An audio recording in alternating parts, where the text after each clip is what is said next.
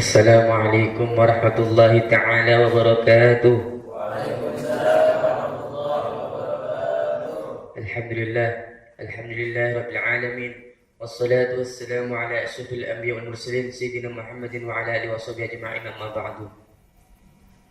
Langsung saja saya di sini akan menyampaikan prolog saya, tema saya, apa sih itu marah? Ya, marah adalah suatu gejolak jiwa manusia yang sulit dikendalikan ataupun ditahan.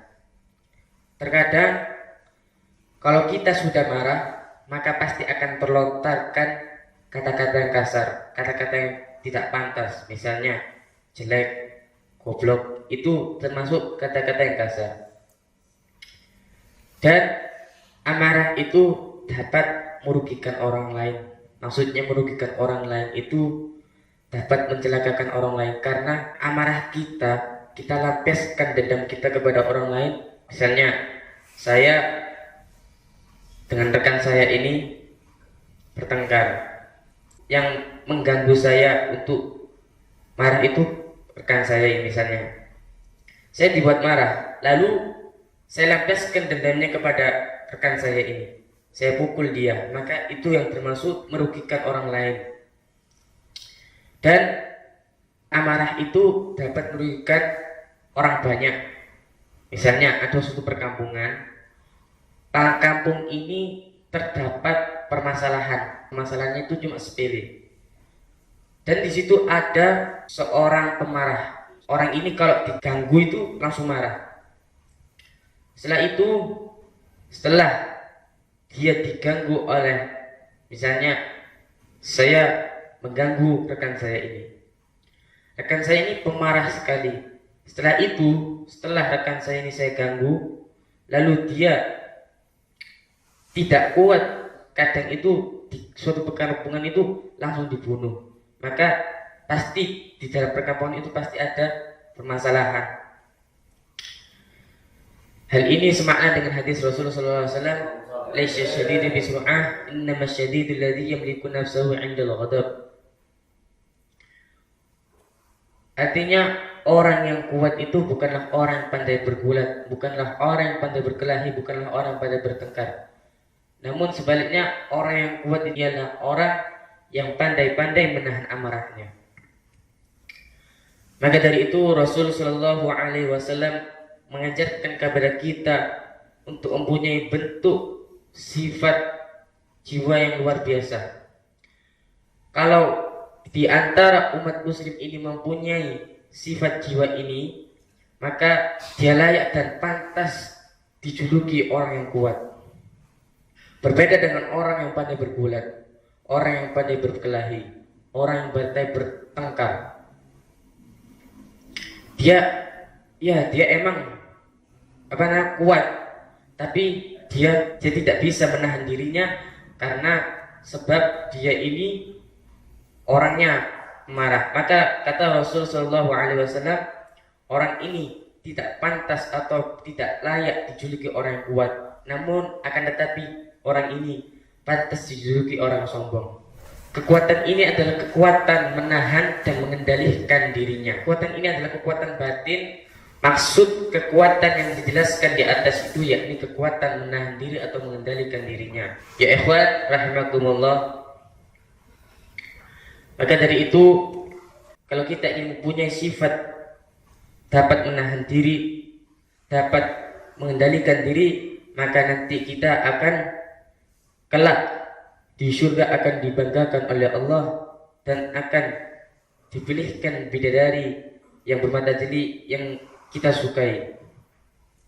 Semakna dengan hadis Rasul sallallahu alaihi wasallam, man qadama ghaidan fa huwa qadirun ala ay yunfidahu, da'ahu Allah azza wa jalla ala ru'usil khalaiqi yawmal qiyamati hatta yukhayyirahu minal huri ma syaa.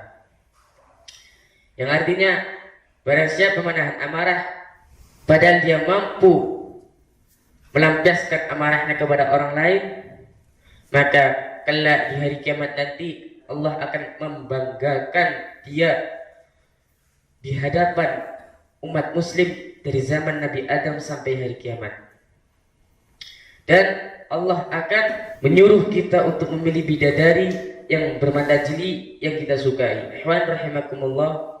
Maksud dari sini ialah kalau kita dapat menahan diri kita dari sifat amarah, mengendalikan diri kita, maka nanti kita akan dibanggakan di yaumil kiamat dari zaman Nabi Adam sampai hari kiamat. Bayangkan berapa juta umat muslim, berapa miliun umat muslim, berapa triliunan umat muslim di padang mahsyar nanti. Nanti cuma ada satu orang yang dibanggakan oleh Allah Subhanahu wa taala. Inilah umatku yang bertakwa kepadaku, yang dapat menahan amarahnya. Bayangkan, kalau kita dipuji orang lain saja sudah senang, apalagi kita dipuji oleh Allah Subhanahu wa taala. Bagaimana senangnya kita nanti? Dan nanti Allah Subhanahu wa taala akan menyuruh kita untuk memilih bidadari-bidadari yang sangat cantik sekali. Itu keistimewaan orang yang dapat menahan amarah. Keistimewaan bidadari, keistimewaan makanan di sana, keistimewaan minuman di sana tidak ada apa-apanya dengan keistimewaan berjumpa dengan baginda Nabi Muhammad sallallahu alaihi wasallam. Sebagaimana Habib Ali pernah menulis dalam qasidah beliau, fi jannatin ma syaghani min wasfiha illa likaunil hibbi fiha khayyama. Yang artinya di dalam surga nanti tidak ada sifat keindahan yang membuatku tertarik, terkecuali kalau ada yang mengatakan di sana ada kekasihku, yakni baginda Nabi Muhammad sallallahu alaihi wasallam. Jadi kenikmatan bidadari itu tidak apa-apanya dengan berjumpa baginda Nabi Muhammad sallallahu alaihi wasallam. Kita nanti akan dipertemukan bersama beliau yaumil kiamat nanti. Amin amin ya rabbal alamin. Ya akhwat, mungkin ini saja yang bisa saya sampaikan. Bila ada kesalahan mohon dimaafkan. Hadza minni wal afu minkum. Assalamualaikum warahmatullahi taala wabarakatuh. Assalamualaikum warahmatullahi wabarakatuh. Waalaikumsalam warahmatullahi wabarakatuh. Alhamdulillah wassalatu wassalamu ala Rasulillah Sayyidina Muhammad ibn Abdillah wa ala alihi wa sahbihi wa man walah wa la hawla wa la quwwata illa billah, amma ba'd. Langsung saja, pada pagi hari ini saya akan membahas tema tentang apa sih itu sabar. Sabar itu adalah suatu sifat yang mulia yang pasti dimiliki oleh orang mukmin. Allah Subhanahu wa taala mencintai hamba-hambanya yang sabar dalam menjalani ketaatannya maupun dalam beribadah kepadanya atau menjaga diri dari perbuatan maksiat. Allah Subhanahu wa taala berfirman di dalam Al-Qur'annya,